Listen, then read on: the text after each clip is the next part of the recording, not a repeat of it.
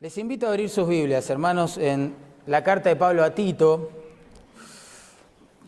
capítulo 2, versículos 11 al 14. Ahí vamos a meditar hoy, en esta mañana.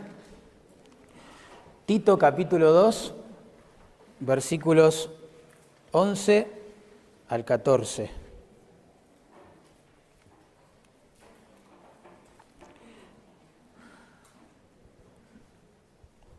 Luché para ponerle un título a este párrafo y se me ocurrió algo así: gracia o desgracia. Gracia o desgracia. Ustedes saben que venimos meditando en el capítulo 2 de esta carta y notando todo el tiempo que el Señor quiere que aquella verdad que prediquemos o que predicamos, la representemos, la acompañemos con una piedad práctica, ¿no? Y encontramos un montón de mandamientos de cómo se vive esa piedad en la práctica a toda edad. Por eso es que en capítulo 2, versículos 1 y 2, Pablo le exhorta a Tito para que él, a su vez, les enseñe a vivir en forma piadosa a los adultos de la iglesia. En el versículo 3 hace lo mismo respecto de las mujeres adultas de la iglesia. En el versículo 4 y 5, las mujeres jóvenes de la congregación. Versículo 6 al 8, los jóvenes de la congregación. Versículos 9 y 10, los siervos, aplicado a nuestros días, los que trabajan bajo autoridad de nuestra congregación. Ese estilo de vida, digamos, es el que termina adornando la doctrina que predicamos. Porque la doctrina que solo se predica, pero que no se practica, hermanos, deshonra el Evangelio. Pero cuando la doctrina se predica y se practica, es adornado el Evangelio. Noten versículo 10 al final, dice que debemos vivir de esta manera para que en todo adornemos la doctrina de Dios, nuestro Salvador. Ahora, el mensaje que tenemos que adornar es muy importante. Es el que ahora vamos a ver y el que Pablo va a explicar en versículos 11, 12, 13 y 14. Es ese mensaje glorioso que la iglesia debe proclamar por todos lados. El pecador tiene que escuchar, tiene que saber que por la gracia de Dios, a pesar de lo que somos, podemos ser salvados, versículo 11.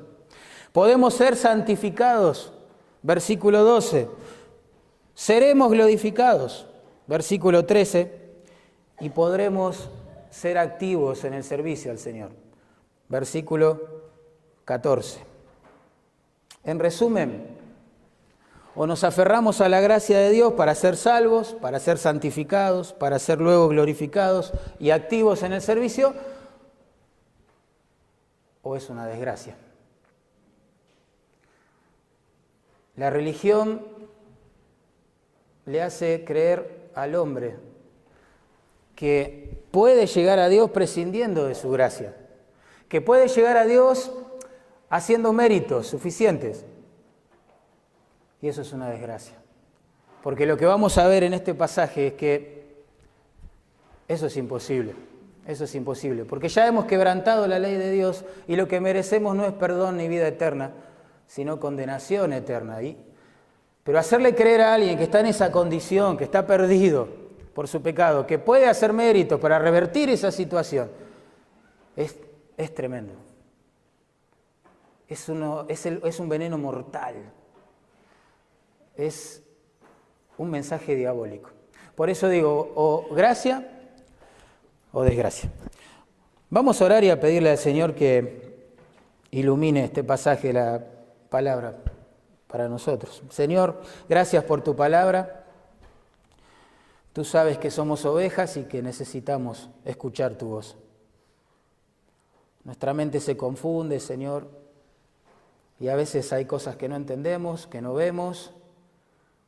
Por favor, usa tu palabra. Ilumina nuestro entendimiento para que podamos juntos experimentar las maravillas que hay en tu ley. Y ofrecerte en respuesta, Señor, una obediencia amorosa, humilde, dependiente de tu gracia. Te lo pedimos en Cristo Jesús. Amén. Y amén. Bueno, vamos a leer versículo 11 al 14. Dice así la palabra de Dios. Porque la gracia de Dios se ha manifestado para salvación a todos los hombres, enseñándonos que, renunciando a la impiedad y a los deseos mundanos, vivamos en este siglo sobria, justa y piadosamente, aguardando la esperanza bienaventurada y la manifestación gloriosa de nuestro gran Dios y Salvador, Jesucristo, quien se dio a sí mismo por nosotros para redimirnos de toda iniquidad y purificar para sí un pueblo propio, celoso de buenas obras. En versículo 11 vamos a ver entonces, en primer lugar, que la gracia de Dios se ha evidenciado para salvación. ¿Vieron cómo comienza el versículo 11, no? Con una conjunción allí explicativa. Porque eso conecta lo que venía diciendo con lo que va a decir. Debemos vivir de la forma que los versículos 1 al 10 nos dicen. Y la razón para hacerlo es que Dios quiere mostrar su gracia para salvación a un mundo que está perdido. El propósito de la vida piadosa y de la predicación veraz de la iglesia es que la gente, el mundo, pueda ver la gracia que hay en Dios para salvación. La palabra gracia, ustedes saben, ¿no? Significa literalmente favor. Favor. Teológicamente hablando, implica el hecho de que Dios se deleita en perdonar, en dar vida eterna, en favorecer a los pecadores que no lo merecen, pero se arrepienten de su pecado y creen en Él. Eso es la gracia. Dios da lo mejor a los que merecen lo peor. Dios da vida a los que estábamos muertos.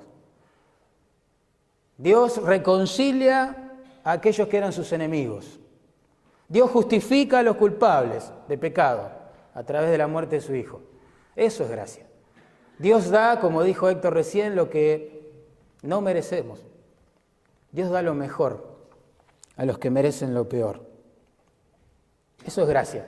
Y esa gracia, dice el texto, noten, se ha manifestado en un momento histórico, preciso, es la idea del tiempo verbal. En un momento puntual, la gracia de Dios se ha manifestado o salió a la luz, es la idea, o se hizo claramente visible.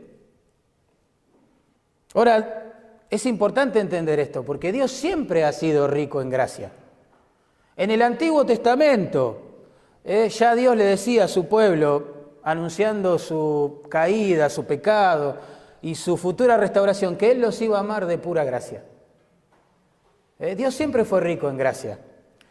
Lo que pasa es que esa gracia no se pudo ver con tanta claridad como en la cruz del Calvario.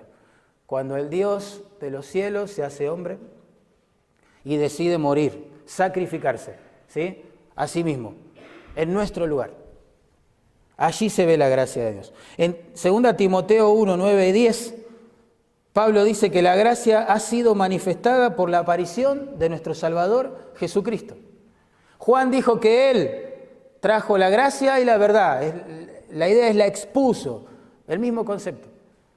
Se hizo claramente visible. Lo que quizás para algunos era un concepto teológico, en Cristo se encarnó. La gracia de Dios fue manifestada claramente a través del Señor. El Señor Jesús es como un potente reflector que ilumina en la mente de los hombres algo que parecía abstracto o impersonal, que es la gracia de Dios.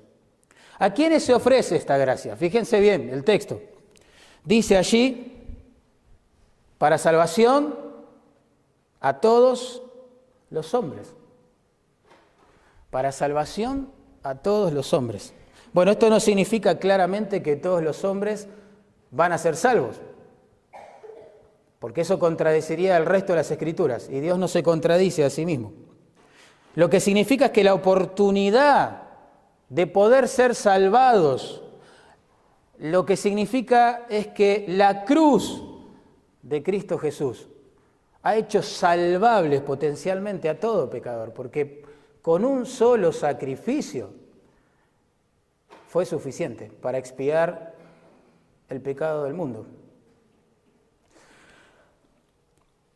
El texto en realidad lo que nos está enseñando es que la gracia de Dios que salva se ha hecho manifiesta, visible a todo el mundo. Porque nosotros sabemos que Jesús no murió en secreto, ¿no? Él sufrió delante de las autoridades romanas, del pueblo judío y de todos los que esa tarde le escarnecían. Nada de lo que pasó en Jerusalén esa tarde se hizo en secreto, como más tarde dirían los apóstoles. Y ese evangelio debe tampoco permanecer en secreto y ser predicado en todas las naciones de la tierra. Por eso Juan, en su evangelio, capítulo 1, verso 9, dice que aquella luz verdadera, hablando de Jesús, aquella luz verdadera que alumbra a todo hombre, venía a este mundo. Considerando, hermanos, que el pecado y la condenación que produjo es universal, el sacrificio de Cristo ha hecho potencialmente salvable a toda criatura. Es en este sentido que en 1 Timoteo capítulo 4, versículo 10, la Biblia dice que Dios es el Salvador de todos los hombres, mayormente de los que creen. ¿Qué significa esto? Que la muerte de Cristo es suficiente, alcanza para salvar a todo pecador de todo tipo de pecado, pero solo es eficiente en los que creen. ¿Se entiende? Un teólogo escribió esto. Dice, Dios llama a todos los pecadores a acudir en arrepentimiento y fe a su Hijo, porque su sacrificio único ha sido suficiente para cubrir todo pecado que jamás se haya cometido. Y especula, ¿no? Y dice, si Dios hubiese elegido a todos los hombres para la salvación, el sacrificio único de su Hijo hubiese alcanzado para expiar los pecados de todos ellos.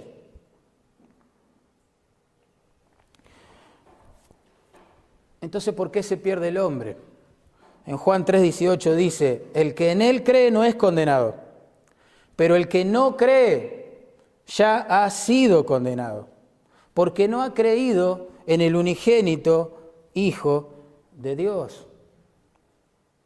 El que rehúsa creer no verá la vida, sino que la ira de Dios está sobre él. Segunda Tesalonicenses 1:8 dice que Cristo, cuando venga, dará retribución a los que no conocieron a Dios, ni han creído, ni obedecen, al Evangelio de nuestro Señor Jesucristo. La gente se pierde porque no cree y porque es desobediente al mandato de arrepentirse y creer que exige el Evangelio. Nadie, estando en condenación, va a poder acusar a Dios de injusticia y decir, yo estoy acá porque vos no me elegiste. Él está ahí por su pecado, estará ahí por su pecado. Y porque ha rehusado creer y porque no ha sido obediente, no se ha arrepentido de su pecado.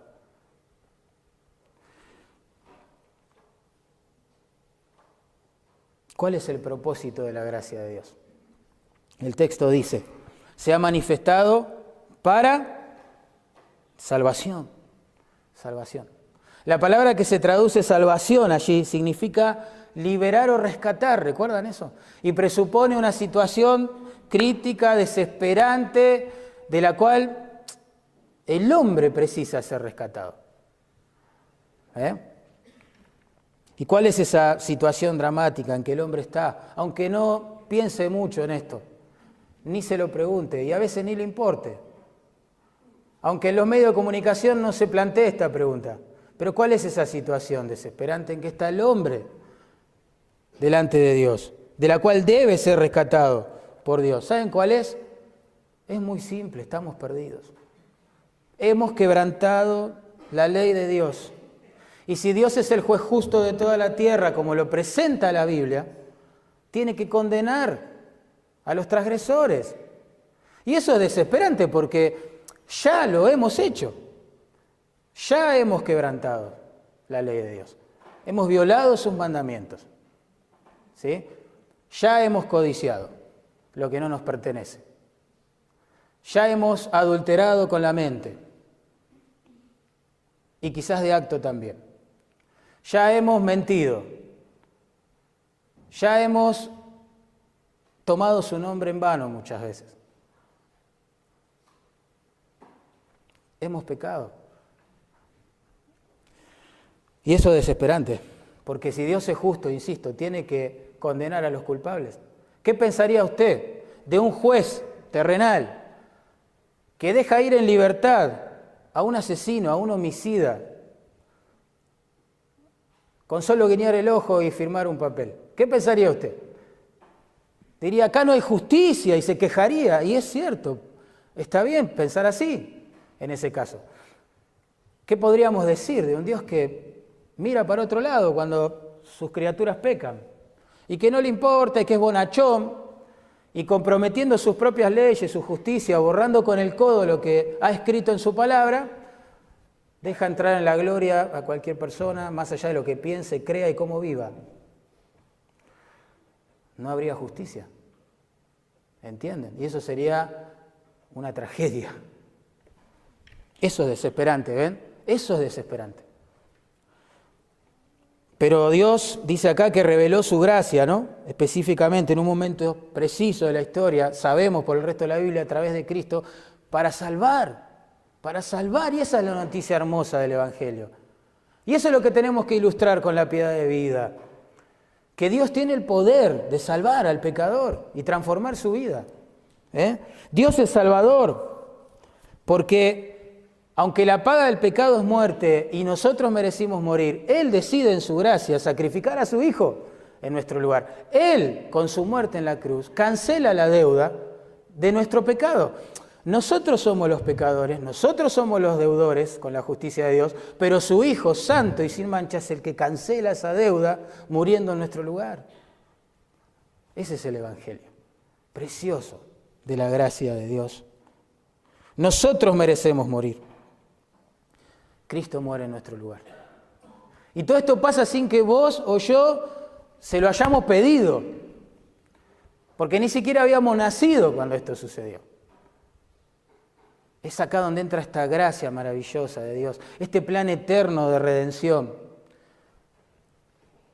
de un Dios que lleno de gracia, que se compadeció de nosotros, de nuestra miseria, de nuestra incapacidad de poder agradarle, de nuestra frustración en los intentos de guardar su ley, de la frustración que el ser humano en su pecado experimenta cuando quiere vivir en santidad.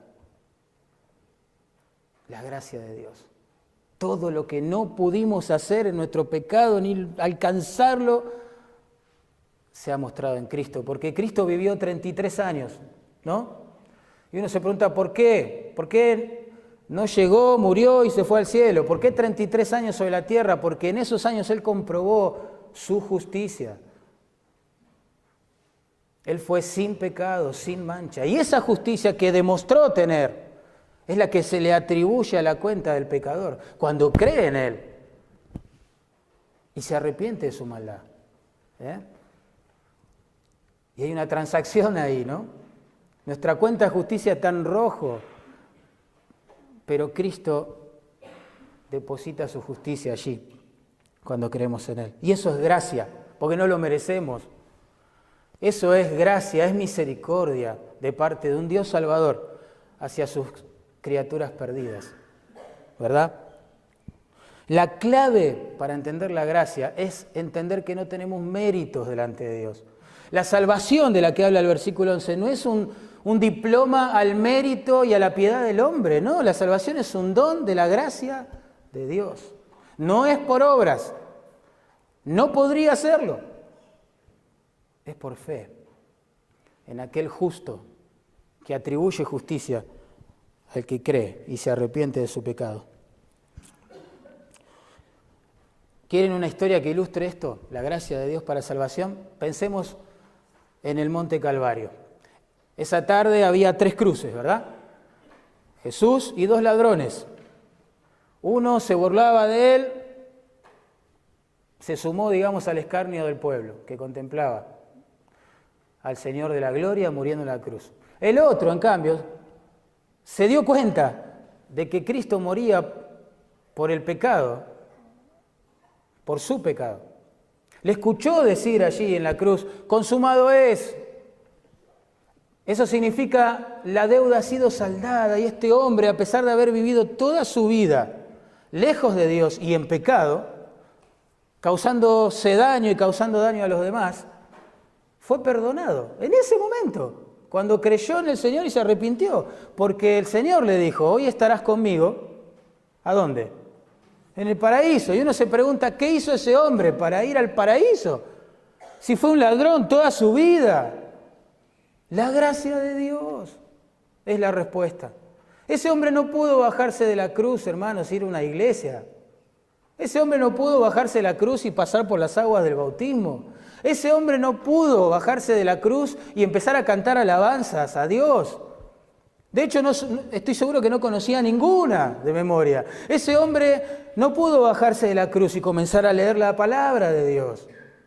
Pero ese hombre se arrepintió de su pecado y entendió que Jesús moría por él. Y halló justicia, porque esa es la gracia de Dios. Esa es la gracia de Dios. La salvación no es por obras, para que nadie se gloríe, dice la Biblia. Yo no me imagino a este ladrón gloriándose de su piedad en el cielo, ¿no? Así como no me imagino a ninguno de nosotros, los que hemos sido rescatados por gracia y misericordia, gloriándonos, jactándonos de algo. En el cielo no va a haber arrogantes, solo va a haber adoradores, agradecidos, porque han sido perdonados, porque merecían morir, pero tienen vida en Cristo. Qué mensaje importante, ¿no? Y qué importante que es que lo prediquemos, pero también que lo representemos a través de una vida transformada. Punto 2, vamos al versículo 12. La gracia de Dios nos enseña a vivir en santidad. La gracia de Dios se manifestó para salvar. Y ahora un paso más adelante, mirá, nos enseña a vivir en santidad. O sea que la misma gracia que nos ha librado de la pena, de la paga del pecado, es la que nos libra todo el tiempo del poder del pecado ahora. La misma gracia que salva es la que santifica. Noten el texto, es hermoso, dice, esa misma gracia, ¿no?, nos enseña que renunciando a la impiedad y a los deseos mundanos, debemos vivir en este siglo sobria, justa y piadosamente. La palabra que se traduce enseñándonos allí, o el verbo, se deriva, o de ese verbo, se deriva nuestro término pedagogo. Pedagogo, es interesante. Incluye la idea de enseñar, instruir, disciplinar, criar niños. Mirá, la gracia de Dios es como un pedagogo que nos educa, nos cría, nos capacita, es la idea, para vivir en santidad. Por un lado, dice el texto, la gracia nos enseña a renunciar a la impiedad de los deseos mundanos, ¿no? Y por el otro, nos enseña a vivir en santidad. La palabra que se traduce renunciando también es interesante. Se usa en Marcos 14:70 para describir la negación de Pedro en cuanto a Jesús. ¿Se acuerdan? Él dijo, yo no lo conozco. Es un término muy fuerte, es como que está diciendo, no lo conozco, lo rechazo, no tengo nada que ver con él. Esa es la idea detrás de la palabra que se traduce renunciando, es negar algo vehementemente, es rechazar algo o a alguien. Es decir, no al pecado o a pesar de que nuestra naturaleza a veces quiere decirle sí. Tenemos que renunciar en primer lugar, dice allí, a la impiedad. Ustedes saben que la impiedad es la falta de reverencia y sobre todo de amor a Dios. De amor a Dios. Incluye todo lo que una persona o grupo de personas hacen, dicen, cantan, piensan, conversan, etcétera, que no es del agrado de Dios. Sabemos que al impío no le importa realmente si la forma en que vive le agrada o no a Dios. Y así éramos nosotros también. Pero los que hemos gustado de la gracia salvadora del Señor, somos educados ahora para renunciar, para decir no a esas cosas, a ese estilo de vida, ¿sí?, que desagrada a Dios. Hace poco escuché a un joven dar testimonio de su salvación y él dijo una frase que la anoté, que me impactó y que viene al caso. Dice, antes de ser salvo, odiaba lo que Dios ama y amaba lo que Dios odia. Ahora me gozo en amar lo que Dios ama y odiar lo que Él aborrece. Wow, yo pensé, este joven pasó por la escuela, por la instrucción de la gracia de Dios. Porque es la gracia de Dios la que le enseñó a vivir de esta forma, la que ha producido este cambio profundo en su corazón. Tenemos que renunciar a la impiedad y a los deseos mundanos, deseos a veces fuertes, deseos mayoritarios, deseos casi incontrolables, eso significa la palabra. Pero son deseos mundanos. Ustedes saben que la palabra mundo en la Biblia significa orden, arreglo, y señala al sistema organizado, ¿sí?, de una sociedad que vive a espaldas de Dios y sin importar en lo más mínimo lo que Él dice en su palabra. Eso es el mundo. Por eso en Efesios 2:2 se lo compara a una corriente fuerte, porque arrastra muchas vidas a la perdición y porque es muy difícil nadar en contra de él. El mundo en el Nuevo Testamento denota el sistema cultural que promueve la vida, la felicidad sin Dios. Básicamente es eso el mundo. Por eso podemos saber que nos volvemos mundanos, como decimos nosotros, no solo cuando en la iglesia hay gente que se droga, que practica sexo prematrimonial o extramatrimonial y esas cosas, o se tatúa y usa piercing y esas cosas. Sabemos que nos estamos volviendo mundanos cuando la salvación de las almas, el servicio amoroso al hermano, el discipulado, la fundación de iglesias, el estudio y la meditación de las Escrituras, la alabanza gozosa, las acciones de gracias, la oración ferviente, las misiones, en fin, todo lo que a Dios le agrada, todo lo que es eterno, no nos importa. Y no es parte de nuestra agenda y no es una prioridad para nuestras vidas. Eso es ser bíblicamente mundano.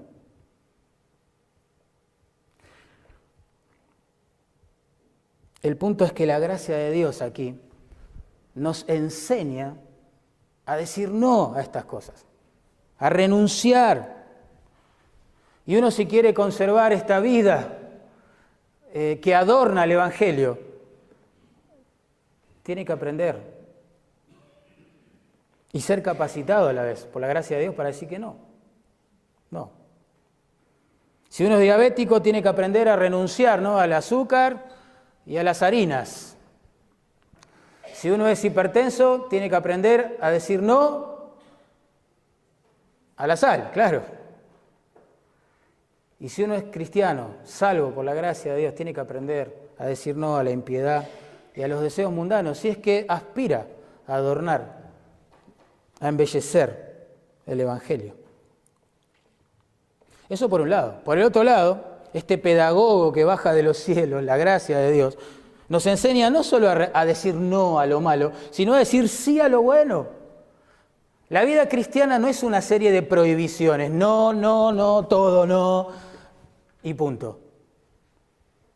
Hay tantas cosas a las cuales la Iglesia debe decir sí, y que le da vida a la Iglesia a esas cosas. Decimos no a todo lo que desagrada a Dios porque también nos destruye la vida. Y decimos sí a todo lo que glorifica a Dios porque nos trae deleite a la vida.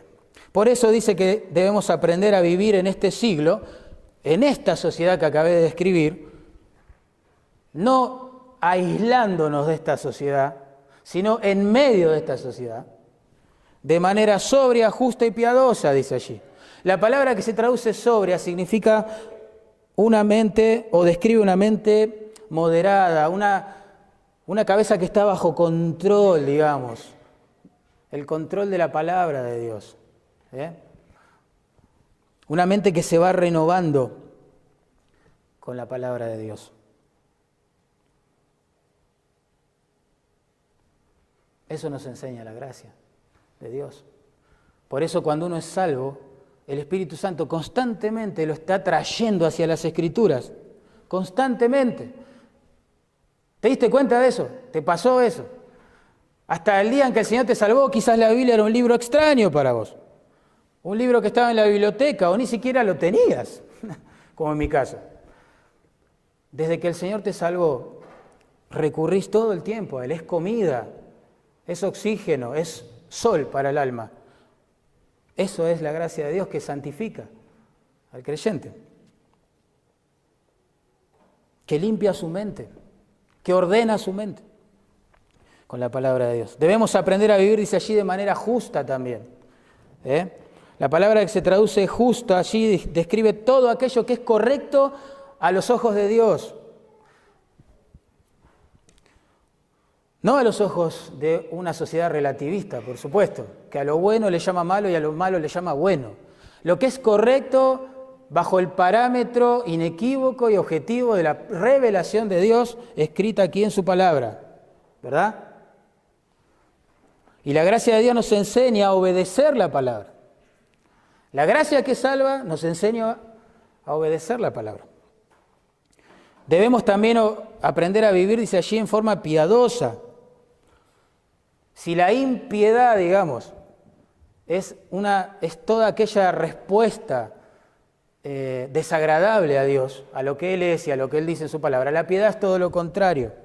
Es la respuesta adecuada del hombre hacia la persona y la palabra de Dios. ¿Bien? Eso es la piedad. En este sentido, un hombre piadoso, entonces, aquel que dedica cada aspecto de su vida y de su familia, etcétera, a agradar a Dios. Y eso es lo que nos enseña la gracia que salva. Nos enseña todos los días a agradar a Dios. A una persona salva no hay que empujarla, ¿sí? No hay que retarla, no hay que presionarla para que obedezca a Dios. Porque hay un pedagogo dentro de ella, el Espíritu Santo, y la gracia que ha recibido, que le motiva a vivir así. El énfasis es notable acá, notable. Quien ha sido salvado de la pena del pecado, será cada día salvado también del poder del pecado. En Romanos 6:22 Pablo dice lo mismo. Dice así: mas ahora que habéis sido libertados del pecado y hechos siervos de Dios, miren qué lindo esto, tenéis por vuestro fruto la santificación y como fin la vida eterna. El fruto de la salvación es la santificación. No inventemos otra cosa porque no es bíblico. No podemos decirle a alguien que profesa ser creyente pero que vive como diablo, que practica el pecado, que es del Señor porque oró en algún momento, porque se emocionó en una iglesia o en una reunión. No podemos mentirle a la gente así. La Biblia es clara notablemente clara, que a las personas se la conoce por el fruto que da.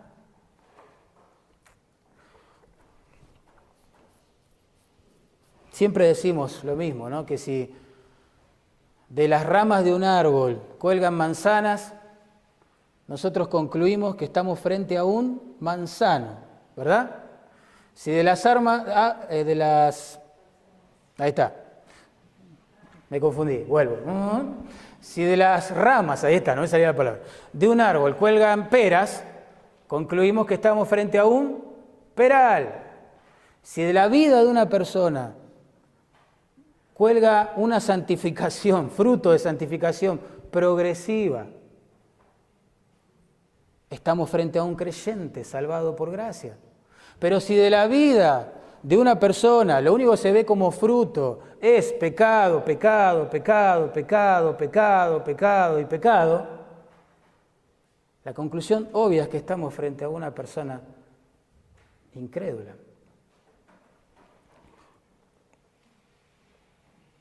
¿Cuánto daño ha hecho ese tipo de evangelio a la obra de Cristo? Un evangelio decisionista que tiene como meta lograr a toda costa que la gente haga una decisión, sea levantar la mano, orar, pasar al frente, lo que sea. Cuando la persona hace esa decisión, nosotros ya la bautizamos, le decimos sos salva. Y resulta que quizás la persona no da fruto de arrepentimiento porque no deja su pecado y empieza a seguir a Cristo. Pero la damos por salva igual. Y es más cuando duda, porque va a dudar siempre, porque el ministerio del Espíritu Santo es convencernos de que somos hijos de Dios. Nosotros inventamos argumentos para hacerle creer que es salva. Y es tremendo eso.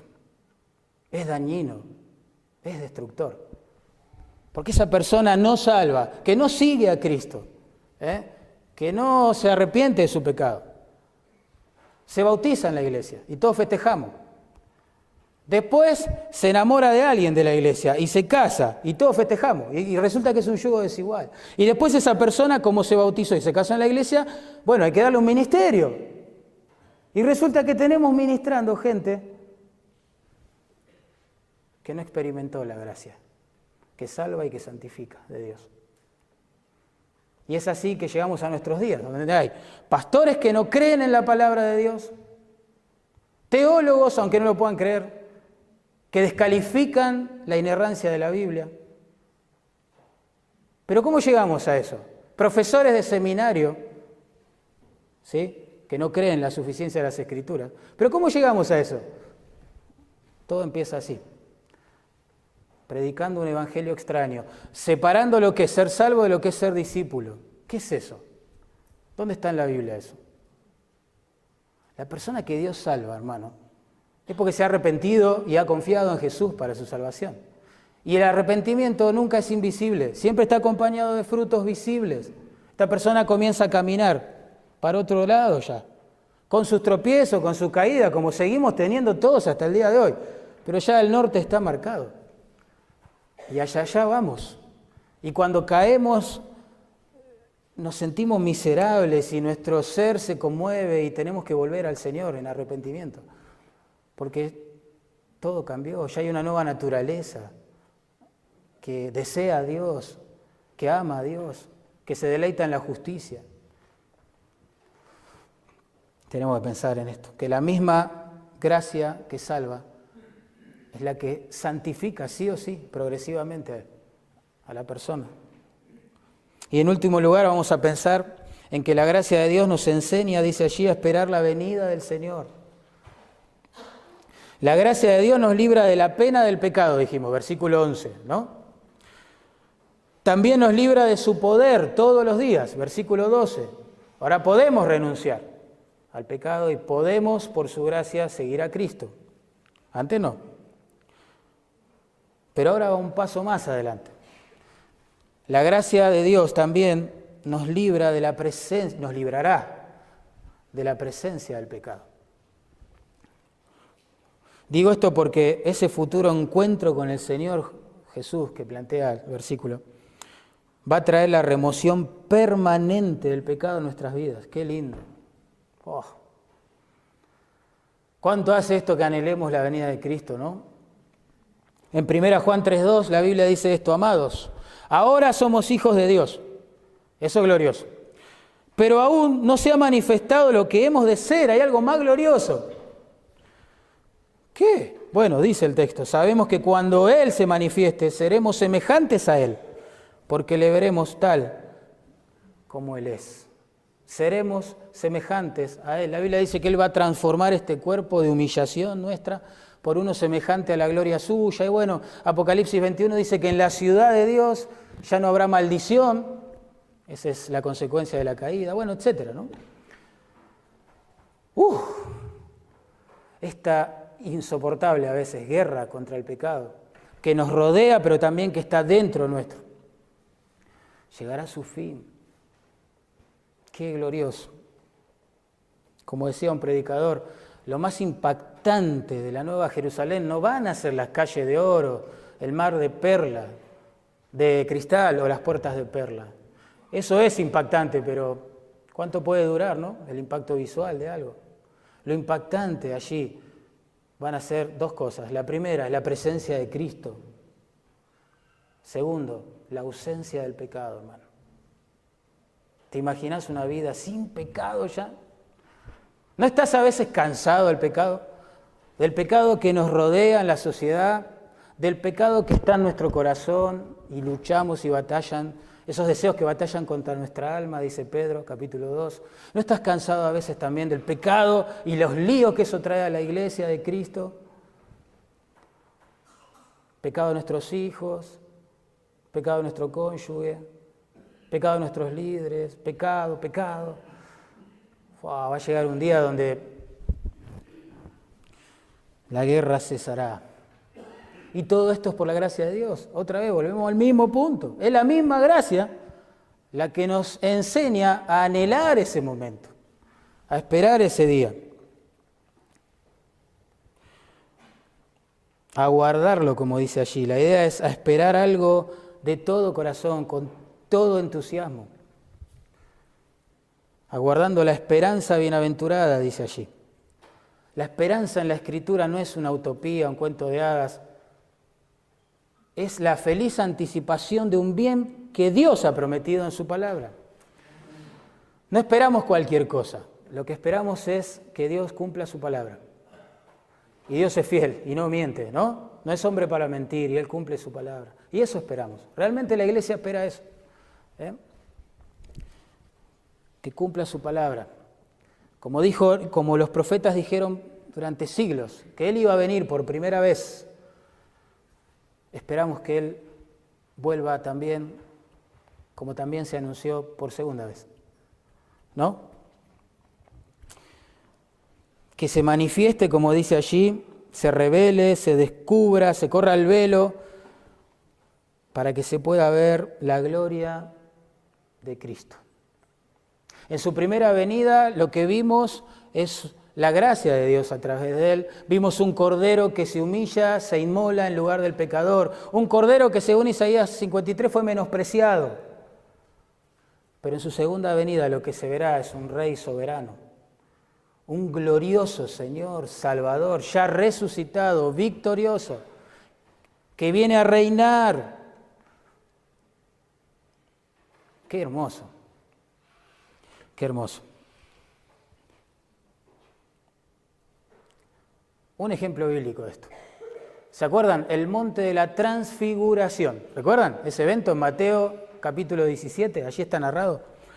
Cristo le muestra a Pedro, a Jacobo y a Juan, allí en ese monte, un anticipo de lo que va a ser su presencia gloriosa entre ellos.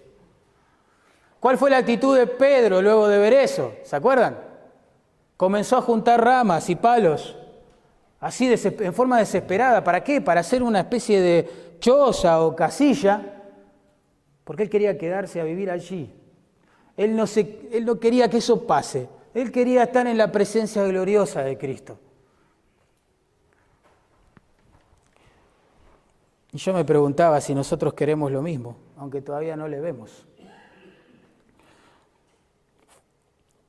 El gozo más grande del cielo, hermano, más grande, va a ser la presencia gloriosa de Cristo con nosotros. Esta promesa, esta esperanza, responde a la oración que hizo Cristo horas antes de sacrificarse en la cruz y ascender al cielo. Horas antes, horas.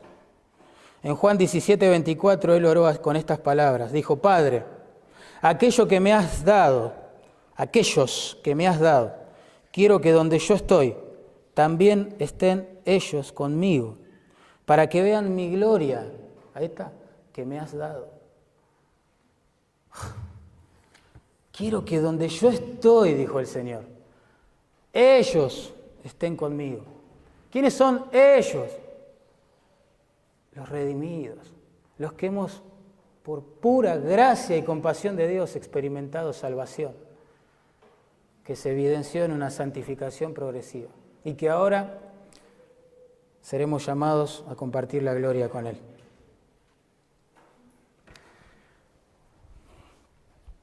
Verso 14 dice: la gracia de Dios también, y esta es la aplicación práctica, me parece, de todo esto, nos hace libres del pecado, pero para servir al Señor. Noten, ¿quién se dio a sí mismo? ¿Quién se dio a sí mismo? Tenemos que leer el versículo anterior. Nuestro gran Dios y Salvador Jesucristo. ¡Fua! Ahí tiene un buen pasaje que confirma la deidad de Cristo. Nuestro gran Dios y Salvador Jesucristo. Algunos interpretan que acá se habla de dos personas distintas, que la expresión gran Dios señala a Dios Padre y la otra, Salvador, señala a Dios Hijo. En un intento desleal con el texto de negar la deidad de Jesús. Pero esto queda rebatido firme y claramente leyendo el versículo siguiente, porque el pronombre que se usa es singular, noten. Vamos a leerlo, dice: aguardando la esperanza bienaventurada y la manifestación gloriosa de nuestro gran Dios y Salvador Jesucristo, quien, singular, se dio a sí mismo por nosotros. No dice quién es, como si anteriormente hablara del Padre y del Hijo. Dice quién se dio a sí mismo. Cristo es Dios. Cristo no es el arcángel Miguel, como dicen algunas sectas por allí. Cristo no es un ser creado, un maestro de religión, un moralista, el primer comunista, socialista. Cristo es Dios, hecho hombre, por nosotros, por amor a nosotros, como dice la palabra de Dios.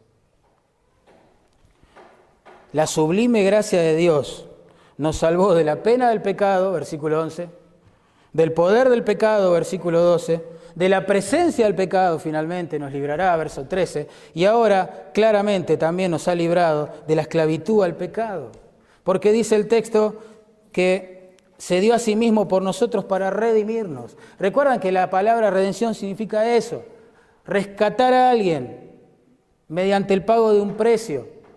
Y la Biblia dice claramente que todo aquel que hace pecado, esclavo es del pecado. Éramos esclavos del pecado. Pero Cristo se humanó, vino a un mundo lleno de esclavos de pecado para dar su vida en rescate, dice el texto. En rescate. Redención. Por muchos. Qué bueno. Éramos esclavos del pecado, hermano. Nosotros, antes de ser salvados, éramos esclavos. No teníamos libertad para amar a Dios. ¿Se dieron cuenta de eso? No amábamos a Dios porque no le obedecíamos. Esa es la prueba. No lo amábamos. No teníamos la capacidad de dejar de pecar. No éramos libres. Éramos esclavos de nuestras pasiones, dice la Biblia. Efesios capítulo 2, versículo 3. Y de nuestros deseos. Vivíamos para nosotros mismos. Pero Cristo vino a este mundo lleno de personas así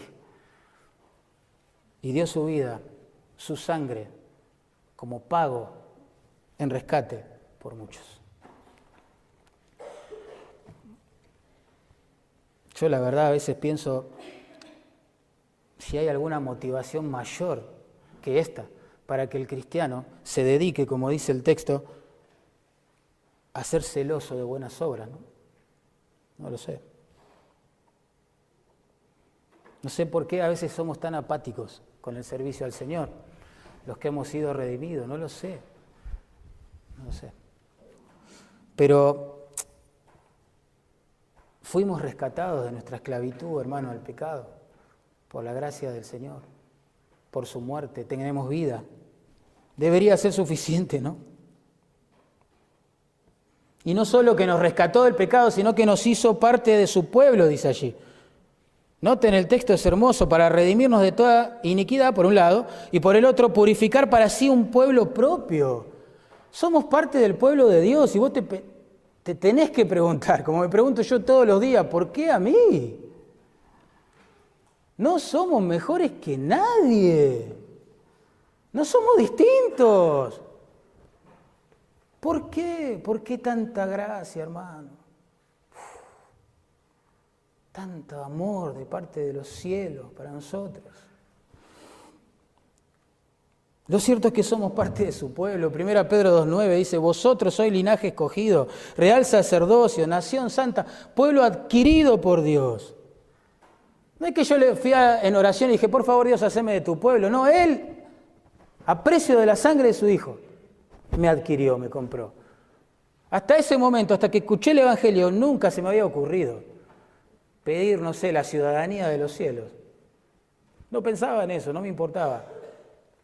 Y yo sin saberlo, Él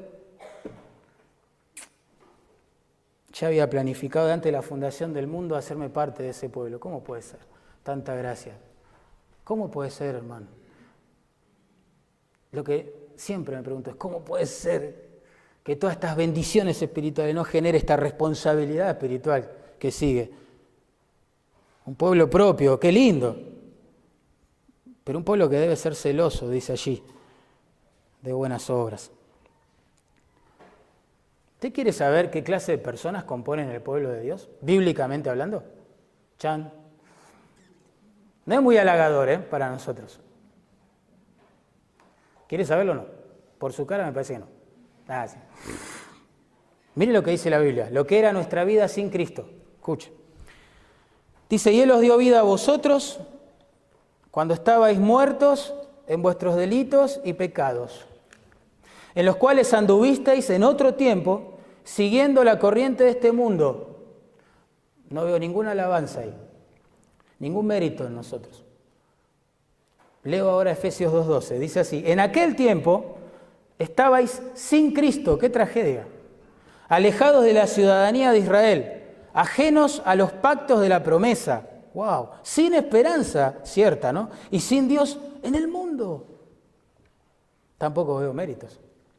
En Colosenses 1:21 dice, y a vosotros que erais en otro tiempo extraños y enemigos en vuestra mente, haciendo malas obras, Dios os ha reconciliado. Tampoco veo ningún mérito ahí. 1 Pedro 2:10 dice, vosotros, mire esto me impacta. Dice, vosotros que en otro tiempo no erais pueblo, no éramos del pueblo de Dios, pero que ahora sois pueblo de Dios, que en otro tiempo no habíais alcanzado misericordia. Estábamos bajo la ira de Dios, pero ahora habéis alcanzado misericordia. Os ha reconciliado. No hay mérito, ¿se dan cuenta? Ninguno. Esta es la clase de personas. Las únicas que hay, ¿no? Con las cuales Dios quiso formar su pueblo. Por gracia. Por gracia. Por gracia su Hijo se sacrifica para salvarnos. Por gracia su Espíritu nos santifica. Por gracia seremos llevados a la gloria. Es un hecho para Dios. Por gracia se nos han caído las cadenas del pecado, ahora somos libres para vivir para Dios. Por gracia se nos hizo parte de este pueblo, a pesar de lo que somos. Por gracia deberíamos vivir súper apasionados, haciendo buenas obras que glorifiquen a Dios. En Romanos 6:17 dice, pero gracias a Dios que aunque erais esclavos del pecado, habéis obedecido de corazón aquella forma de doctrina a la cual fuisteis entregados, el Evangelio, ¿no? Y libertados del pecado, vinisteis a ser siervos de la justicia. Ser salvo es ser siervo de la justicia. Somos un pueblo celoso de buenas obras porque en Efesios 2:10 dice que somos hechura suya, ¿se acuerdan? Creados en Cristo Jesús para buenas obras, las cuales Dios preparó de antemano para que anduviésemos en ella.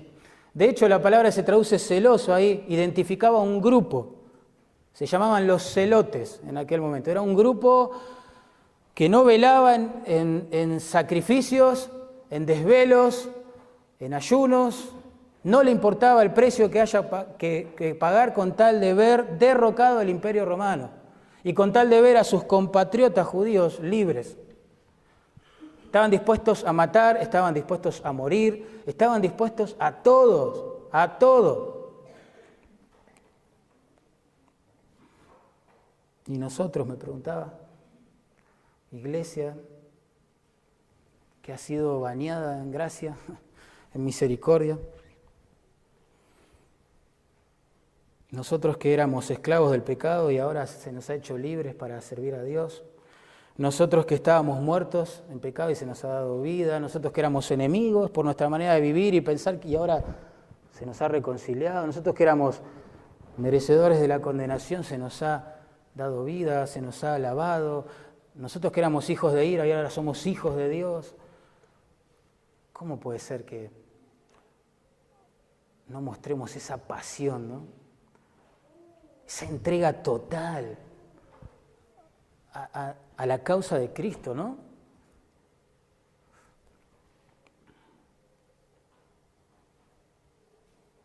En la práctica, ¿no? Preguntas, ¿estamos usando los dones espirituales que Dios nos dio para glorificar su nombre y edificar la iglesia? No sé, ¿estamos apasionados por eso? ¿Estamos apasionados con la obra misionera? Porque Dios está apasionado con la obra misionera. ¿Estamos apasionados con educar a nuestros hijos de manera piadosa, bíblica, confiando que Dios les va a salvar, los va a santificar, los va a utilizar? ¿Estamos apasionados con eso? ¿Estamos apasionados por aprender a amar a nuestro cónyuge, nuestra esposa, como Cristo ama a la iglesia? Mujeres, ¿están apasionadas por mostrarle a sus maridos una sumisión humilde y respetuosa, como la iglesia lo hace con Cristo? ¿Estamos apasionados con el hecho de discipular, instruir bíblicamente a algún recién convertido? ¿Estamos apasionados clamando en oración para ver la salvación de almas en medio nuestro, vidas destruidas que llegan a los pies de la cruz y son lavados y perdonados? ¿Estamos apasionados por eso? ¿Estamos apasionados por orar, clamar, buscar a Dios? ¿Meditar en las Escrituras? No lo sé, pero deberíamos estarlo. Él murió para eso, para formar un pueblo que esté apasionado haciendo buenas obras. ¿Oramos?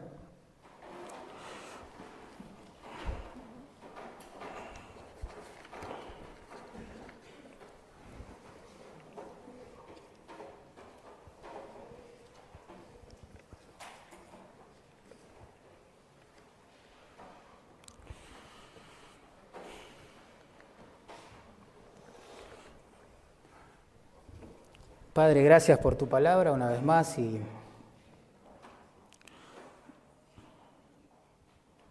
perdónanos porque muchas veces no estamos apasionados, somos celosos por tu gloria y en la práctica por las buenas obras que has planeado para nosotros. Perdónanos porque somos ingratos muchas veces. Es tremendo, pero olvidamos la abundante gracia que se ha derramado o has derramado sobre nosotros.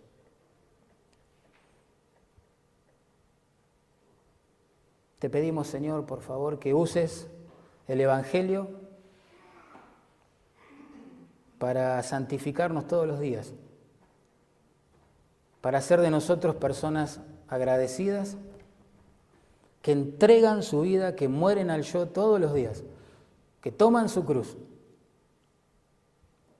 que no les importa ya las alabanzas de los demás, quedar bien con todo el mundo, o llevar una vida cómoda según los parámetros del mundo, sino que entregan todo por ti, Señor, confiando en tu gracia, que va a usar eso, que es nada en realidad, para glorificar tu nombre, para extender el Evangelio, para la salvación de muchas almas, de ese pueblo que tú estás formando para tu gloria, para la edificación de muchos creyentes. Señor, apasiona nuestros corazones con la cruz. Así apasionamos nuestros corazones por el ministerio. Bendice tu palabra, Señor, que produzca el fruto por el cual la enviaste y que nos santifique. Te lo rogamos en Cristo Jesús. Amén.